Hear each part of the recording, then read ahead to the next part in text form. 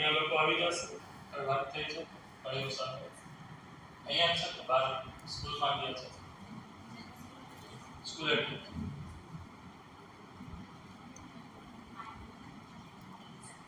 આપણે સ્ટાર્ટ કરીએ.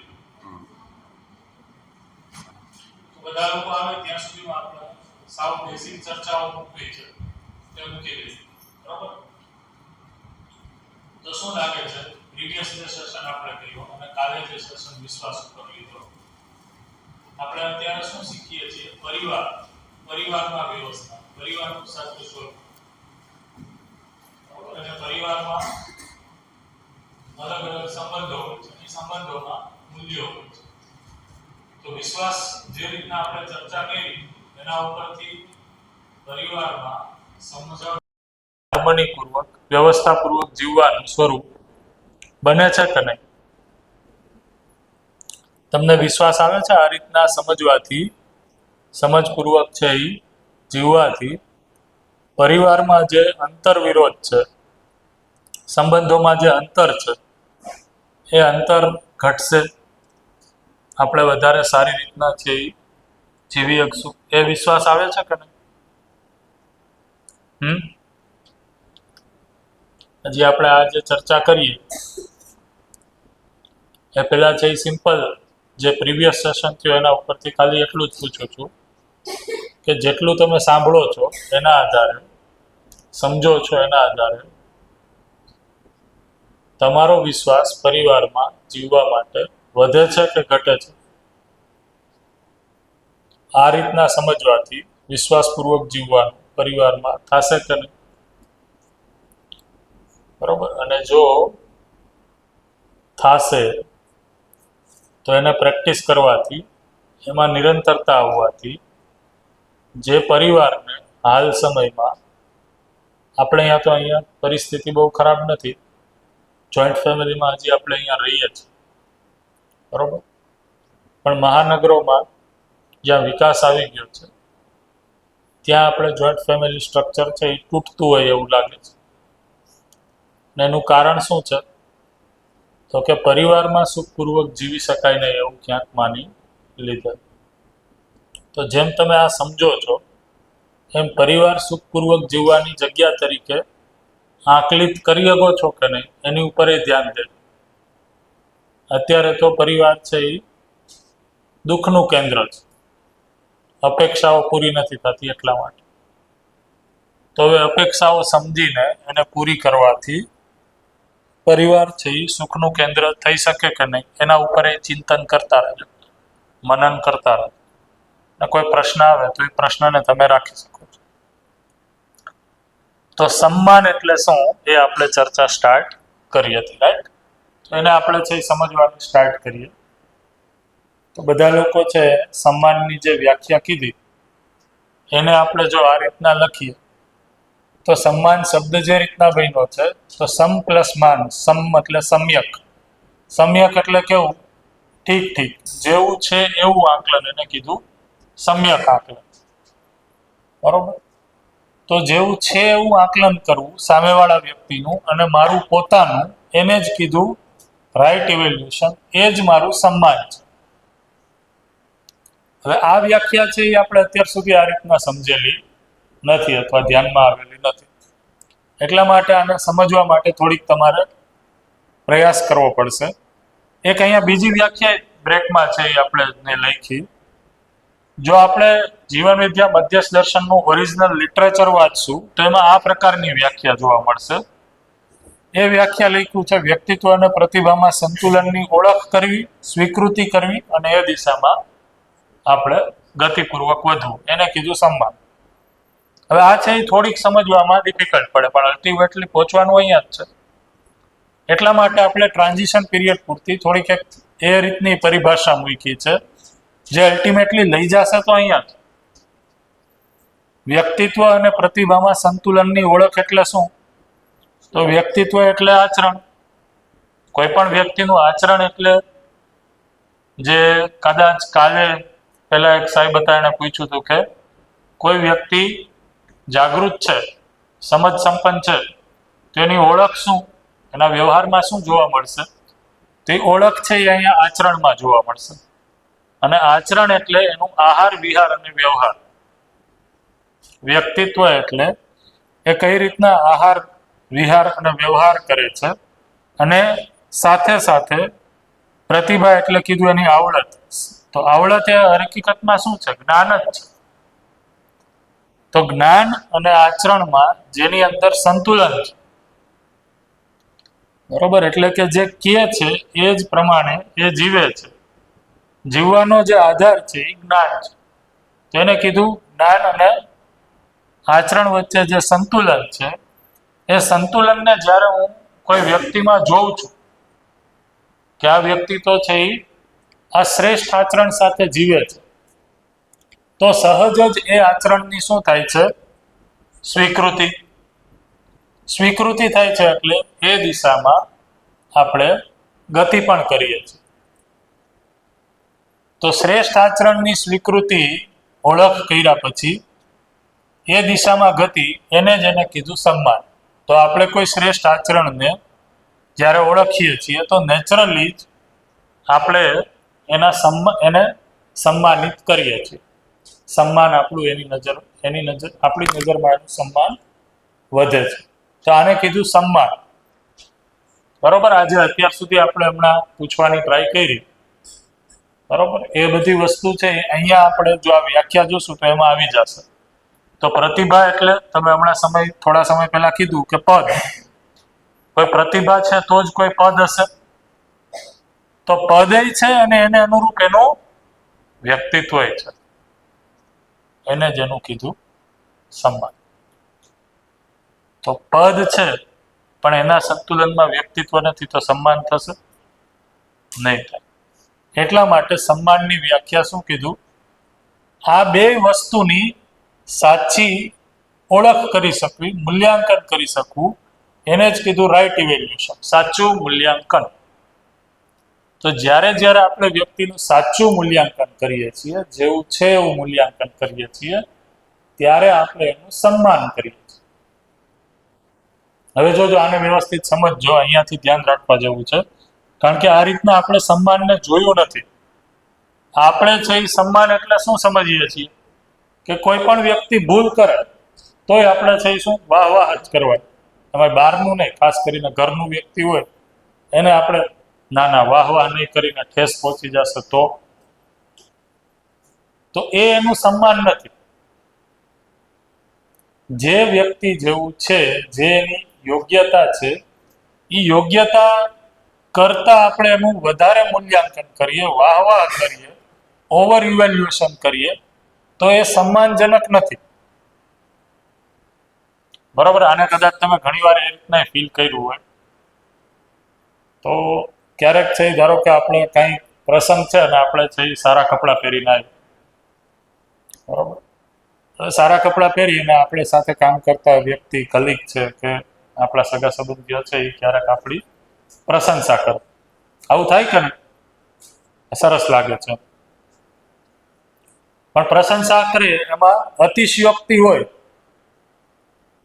કે આ આજ તો જોરદાર રાજા જેવો લાગે છે, આજ તો પ્રિન્સેસ જેવી લાગે છે, તો આ અતિશયોક્તિ છે એ તમને પચે છે?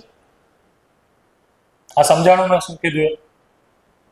જે તમે છો એના કરતા વધારે તમારું આકલન, એને કીધું અતિશયોક્તિ જે કરી, એ પચે છે? એ પચતી નથી. શું કામ નથી પચતી? કારણ કે મને ખબર છે કે આ જે મારું મૂલ્યાંકન, ઇવેલ્યુએશન થાય છે, એ જે હું છું એના કરતા કંઈક વધારે થઈ ગયું, એટલે એ સન્માનજનક લાગે છે? ના. જો 2 વાર વધારે બોલે તો આપણે એમ કહીએ હવે બસ સમજે, એ સન્માનજનક લાગતું નથી. તો જેવું છે એટલે કે હા, આપણે સારા કપડાં પહેર્યા છીએ, આપણે દેખાઈએ છીએ સારા, અને કોઈ એમ કહે છે કે આ છે એ તમને સારું લાગે છે, સૂટ થાય છે, તો એ મૂલ્યાંકન છે. આ તમને સારું લાગે છે, સૂટ થાય છે, તો અચ્છા લગ્નના ભાગમાં એ બરોબર છે, એટલું પાચનમાં આવે છે, એ છે એ અતિશયોક્તિ લાગતી નથી. તો જ્યારે આપણે જે છે એના કરતાં વધારે મૂલ્યાંકન કરીએ છીએ, તો એ જ છે અપમાન, તો આ જે સન્માન સિવાયનું મૂલ્યાંકન છે એ છે અપમાન. દાખલા તરીકે આ એક્ઝામ્પલ હું જનરલી શિબિરમાં બધાને દેતો હોય, આ સમજજો બધા રિલેટ. કેટલાના ઘરે છોકરાઓ છે, સંતાન, બરોબર? તો નાના હોય, દાખલા તરીકે 5-6 વર્ષના હોય, 7 વર્ષના હોય, તો રિઝલ્ટ આવે તો નાના હોય ત્યારે તો રિઝલ્ટ છે એ સારું જ આવે, 90% ઉપર જ હોય. તો 90% ઉપર રિઝલ્ટ આવે એટલે આપણા ઘરે રિઝલ્ટ પછી જે પણ લોકો બેસવા આવે અને બધાને આપણે શું દેખાડવાનું હોય? રિઝલ્ટ. મારા છોકરાને 90% ઉપર રિઝલ્ટ આવ્યું, મારા છોકરાને આટલા પર્સન્ટેજ આવ્યું. મારો છોકરો દુનિયામાં કાંઈ પણ કરી શકે, મારો દીકરો રાજા દીકરો. અહીંયા શું હાલે છે ભૂલામણું આવી રીતના કાંઈ પણ આપણે, કારણ કે આ લોકાલિટી પ્રમાણે ચેન્જ થતું હોય. શું કહે? પ્રેમથી સ્નેહથી શું કહો તમે? આવું હોય અને આવી સ્થિતિ હોય ત્યારે જ્યારે આપણે બાળકને બીજા સામે પ્રસ્તુત કરતા હોય આ રીતના વખાણપૂર્વક, તો એના માટે શું સંજ્ઞા તમે વાપરો છો? કઈ છે ખ્યાલ આવ્યો? તો જે વાપરતા હોય તમે તમારી રીતના એ ધારી લેજો. તો આ રીતના આપણે સંજ્ઞાથી આપણે એને બોલાવતા હોય છે અને એ કાંઈ પણ કરી લેશે એ રીતના આપણે વાતચીત કરતા. તો ખરેખર એનું સાચું મૂલ્યાંકન છે. ભાઈ પરીક્ષામાં માર્ક આવ્યા છે તો એને કોઈ નિશ્ચિત વિષય ભણતા આવડે છે અને એ વિષયમાં કાંઈ પણ કરી શકશે, પણ એ ગમે એ નહીં, દુનિયામાં કોઈ પણ વસ્તુ છે એ નહીં કરી શકે. તો જ્યારે આપણે એનું સાચું મૂલ્યાંકન નથી કરતા, ઓવર ઇવેલ્યુએશન કરીએ છીએ, તો એ અપમાનજનક છે. હવે તમને પ્રશ્ન થઈ કે સાહેબ ઓવર ઇવેલ્યુએશન કરીએ એ અપમાનજનક કઈ રીતના થાય? એનાથી તો વ્યક્તિનો કોન્ફિડન્સ ન વધે. સારું કહેવાય ને, બાળકોનું તો આપણે મૂલ્યાંકન વધારે જ કરવું જોઈએ. શું લાગે છે, આવું છે કે નહીં? વિચારીને કયો, વિચારીને કયો છે, શું લાગે છે? શું લાગે છે? તો ઓવર ઇવેલ્યુએશન છે એ તો અપમાન કઈ રીતના કહેવાય? એ તો સન્માન જ ન કહેવાય. તો અહીંયા શું કામ સન્માનમાં હું નથી મૂક્યું? વિચારી લો.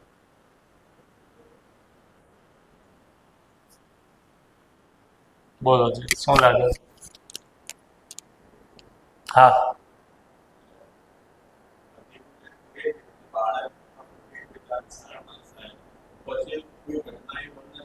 રાઈટ.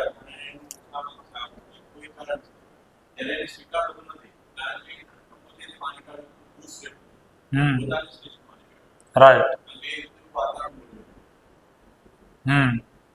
બરોબર છે, ગુડ.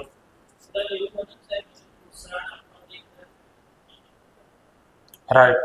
એટલા માટે જ પૂછું છું, જો આ આપણે માનીએ છીએ, આપણી અંદર આ છે એ હકીકત પડેલી છે કે ક્યાંક પ્રોત્સાહન આપશું તો આવ્યા છે, એના કરતાં વધારે માર્ક્સ આવશે, તો પછી એ સન્માન જ ન કહેવાય. બરોબર. તો અહીંયા છે એ અપમાનમાં શું કામ મૂક્યું હશે? શું કામ એને સન્માન ન કીધું? રાઈટ, એકદમ right, good, genuine question.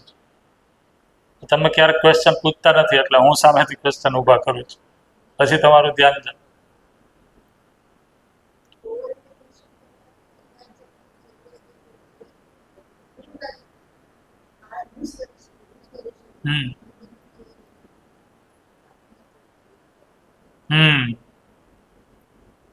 Right,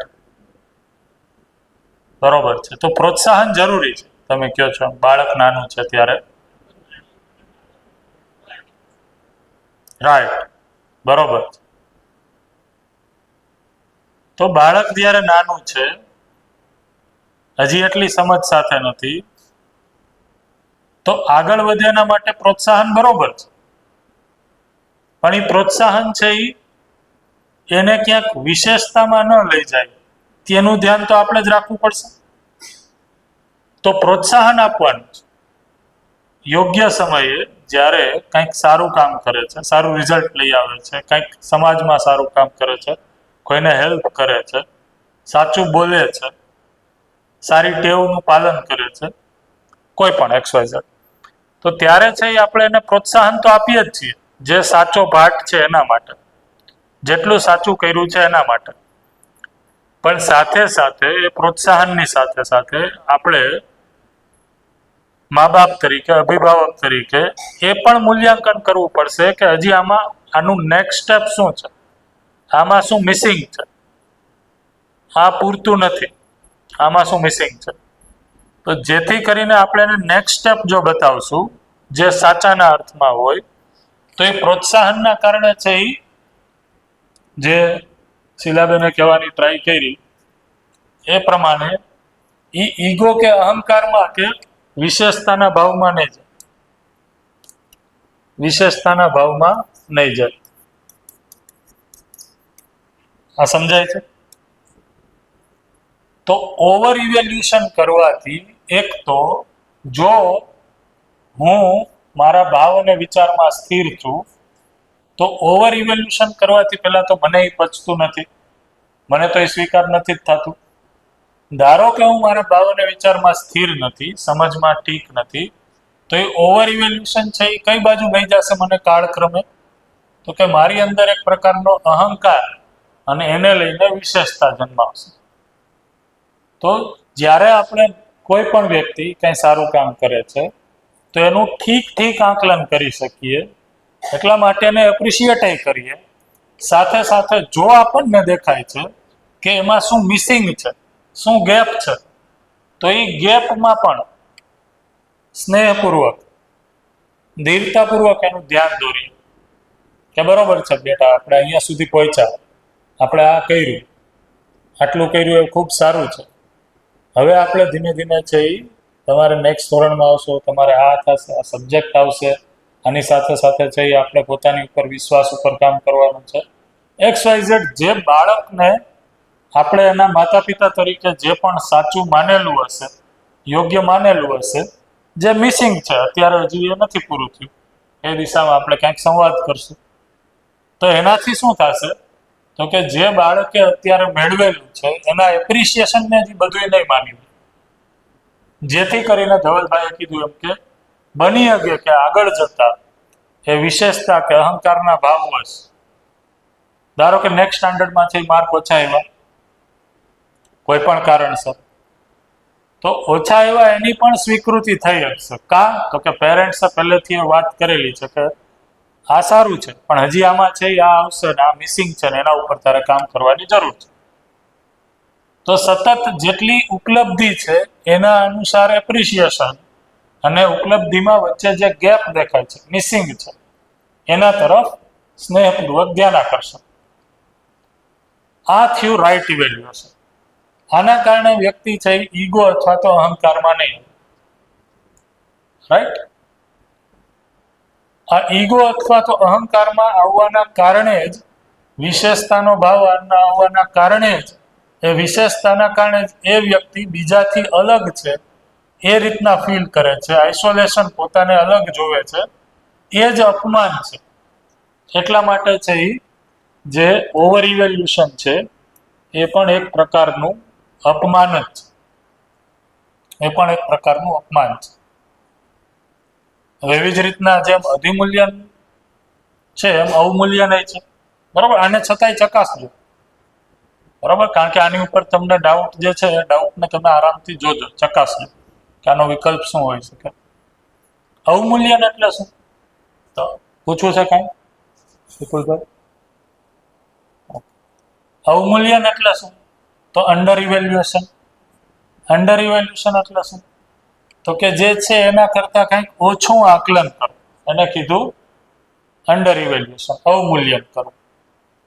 તો કે ધારો કે કોઈ વિદ્યાર્થી છે એ સારું રિઝલ્ટ લઈ આવે છે, તો સારા રિઝલ્ટને આપણે બિલકુલ બિરદાવીએ જ નહીં, એપ્રિશિએટ જ ના કરીએ, અથવા તો કંઈક સારું કામ કરે છે, બરાબર? ઘરમાં કોઈ વ્યક્તિ કંઈ સારું કામ કરે છે, તો એ કામને, ઘરમાં કોઈ નિશ્ચિત ભાગીદારી છે, એ કામને આપણે એપ્રિશિએટ જ ન કરીએ, અવમૂલ્યન કરી, અંડર ઇવેલ્યુશન કરીએ, તો જે છે એના કરતાં એનું ઓછું આકલન કર્યું, તો એ પણ અપમાનજનક છે, એ પણ ડિસરિસ્પેક્ટ છે, એ પણ અયોગ્ય છે.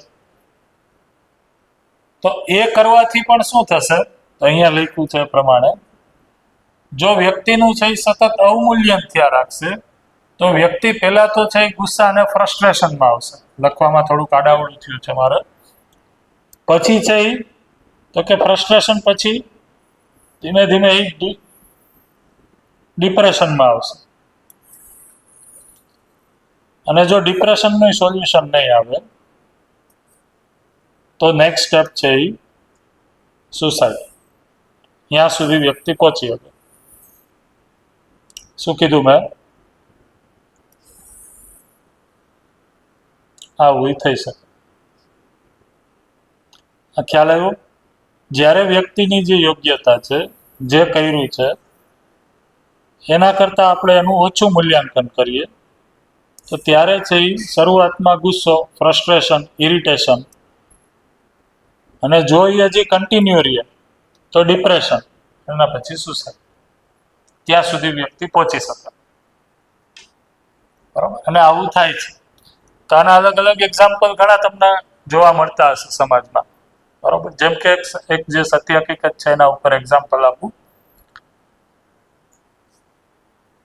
તો આપણે જો જોઈએ તો અત્યારે જો આપણે જોઈએ તો સન્માન કરવાના જે આધાર છે હાલનું, જે મેં તમને વ્યાખ્યા પૂછી, તો હાલ સન્માન કરવાનો આધાર છે એ મારી પાસે રૂપ, બળ, ધનપદની શું સ્થિતિ છે એના આધારે છે કે નહીં? એટલા માટે મેં બ્રેક પહેલા જ્યારે પૂછ્યું ત્યારે મેં કીધું સન્માન સમારોહ. સ્ટેજ ઉપરથી આપણે કોને સન્માનિત કરીએ છીએ? કોને ફૂલહાર પહેરાવીએ છીએ? કોને માળા પહેરાવીએ છીએ? કોને નતમસ્તક થઈએ છીએ? તો આમાંથી કોઈ વસ્તુ છે એને આ સમજાય છે? રાઈટ? તો આના ઉપરથી એક આજે રૂપ છે એના ઉપરથી આપણે એક એક્ઝામ્પલ આપીએ. બે બહેનો હતી. બે બહેનો છે એ અમુક એજ સુધી તો ઘરમાં સાથે જ રહ્યા, સાથે જ ભણ્યા, એટલે માંથી એક બેન છે એ થોડીક કાળી હતી, સાંભળી, પણ ભણવામાં હોશિયાર હતી. એટલે 12મા પછી છે એનું એન્જિનિયરિંગમાં એડમિશન થયું, કોઈ એક કોલેજમાં એન્જિનિયરિંગમાં એડમિશન, કોમ્પ્યુટર એન્જિનિયરિંગમાં ભણવા. પહેલી બેન છે એ ભણવામાં છે એ થોડીક નબળી હતી, ઘરે જ રહેતી, ઘરે જ ભણતી હતી. આ જે બેન હતી ભણવા ગઈ બહાર, એ આ સત્ય હકીકત વાળો જ એક્ઝામ્પલ છે. તો એ જે ભણવા ગઈ અહીંયા ધીમે ધીમે છે એ એને ભણવામાં જે રીતની ગ્રીપ આવી એના કારણે છે એનું રિઝલ્ટ છે એ સારું ગયું. બધા પ્રોફેસર છે પણ એને એપ્રિશિએટ કરતા હતા. બરોબર? વેકેશનમાં જ્યારે એ ઘરે આવતી તો ઘરે પણ છે એ મા બાપ છે એ કોઈ પણ મહેમાન આવે તો એને મળાવતા કે આ મારી દીકરી છે એ ભણવામાં હોશિયાર છે, અહીંયા કોમ્પ્યુટર એન્જિનિયરિંગમાં ભણે છે, આ પહેલા સેમેસ્ટરનું રિઝલ્ટ આવ્યું તો આ આટલા ટકા આવ્યું, XYZ આ રીતના. તો બધા એની સામે મળાવતા અને વખાણ કરતા. હવે આ જે ત્યાં જ ભણતી એ બેને જોતી કે એને કોઈ છે એની સાથે કોઈ એનો પરિચય ન કરાવતા, એ ઘરમાં કામ કરતી, એ જ ભણવાની સાથે સાથે ઘરનું કામ એ છે એ જ કરતી. પેલા બેન છે એ જ્યારે વેકેશનમાં આવતા તો એ તો છે એ વેકેશન એન્જોય કરતા, પોતાનું ભણવાનું કરતા. આવા કિસ્સાઓ થતા જ હોય ને, આપણે જોઈએ જ છે છાસ સવારે આપણી આજુબાજુ જ એક્ઝામ્પલ. તો ધીમે ધીમે છે એ જે રીતની એનું એપ્રિસિએશન બધાની સામે કરવામાં આવ્યું એના કારણે છે એની અંદર એક વિશેષતાનો ભાવ આવ્યો. તો બીજા સેમેસ્ટર સુધીમાં છે એને મોબાઈલ લઈ દીધો, તો વેકેશનમાં આવે તો મોબાઈલમાં છે કંઈક ને કંઈક કર્યા રાખતી હોય.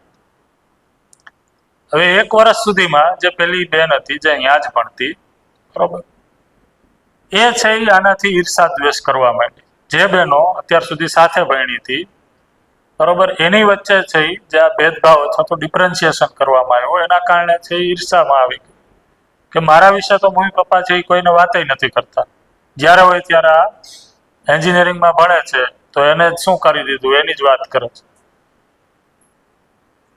હવે આ ઈર્ષાના કારણે છે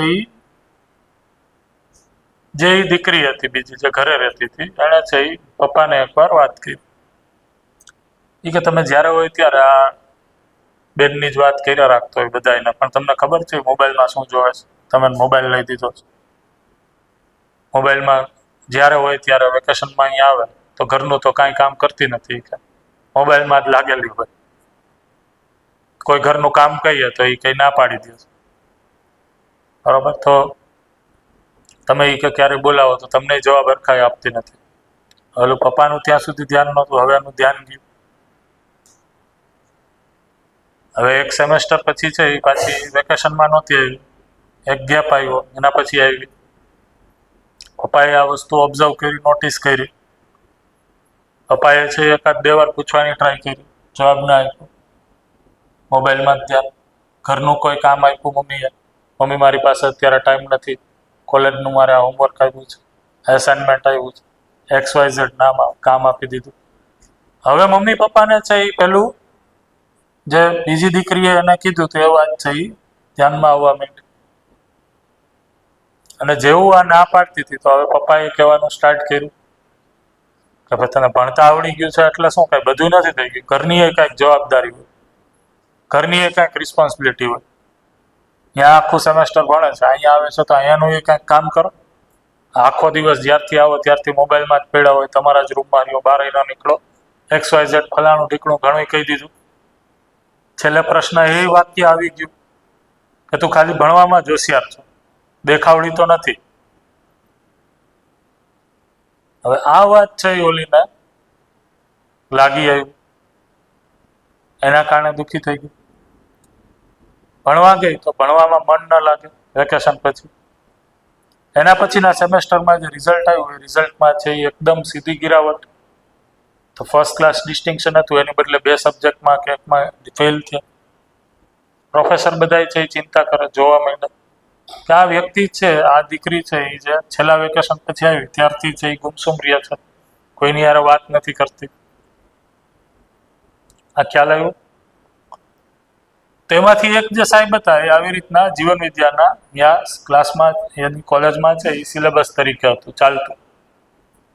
એને થોડી તપાસ કરી, એના શહેરમાં છે એ ગયા હશે એક દિવસ, તો વાતચીત કરી. તો ઘરે વાતચીત કરવાથી જે રીઝન હતું એ ધ્યાનમાં આવ્યું. તો બે બહેનો વચ્ચે મૂળમાં જે ઈર્ષા, અને એનું મૂળ છે એ એમના પેરેન્ટ્સે જે ઓવર ઇવેલ્યુશન સ્ટાર્ટમાં કર્યું એ, અને એના પછી અચાનક છે એ અંડર ઇવેલ્યુશન, અવમૂલ્યન. તો એના કારણે છે એનો વિશ્વાસ છે એ ઘટી ગયો, એના કારણે છે એનું ભણવામાં મન ન લે. હવે જ્યારે એ શિક્ષક પ્રોફેસર છે એ પાછા જાય છે તો એ દીકરી સાથે વાતચીત કરે છે અને જે કાંઈ થાય છે સમજે છે. એના કારણે ધીમે ધીમે પાછી ગાડી છે એ પાટે ચડે છે. પણ આ એક્ઝામ્પલથી સમજવાની વાત એ છે કે જ્યારે પેરેન્ટ્સ તરીકે આપણી અંદર ક્લિયરિટી નથી હોતી કે સામેવાળો વ્યક્તિની જે પણ સ્થિતિ છે એ સ્થિતિનું આપણે સાચું મૂલ્યાંકન નથી કરતા. રૂપના આધારે અંડર ઇવેલ્યુએશન અને એક સન્માનનો બીજો આધાર અત્યારે છે એ છે સૂચના. અહીંયા લખવાનું મેં બાકી રાખ્યું હતું, સૂચના, ઇન્ફોર્મેશન. સારું ભણે છે અને રિઝલ્ટ લઈ આવે છે એ શું છે? માન્યતા એ છે, રાઈટ. એ સૂચનાના આધારે છે, એ સૂચનાના આધારે આપણે એનું સન્માન કરીએ છીએ. તો સૂચનાના આધારે સન્માન, ઓવર ઇવેલ્યુશન, અને આના આધારે શું કર્યું આપણે? Under evaluation. અને ધવલભાઈએ કીધું એમ, વેરી ગુડ. હવે અમારા મિત્રો છે એ તૈયાર થઈ ગયા છે. તો એક માન્યતાઓના આધારે પણ આપણે સન્માન અપમાન કરતા હોઈએ છીએ.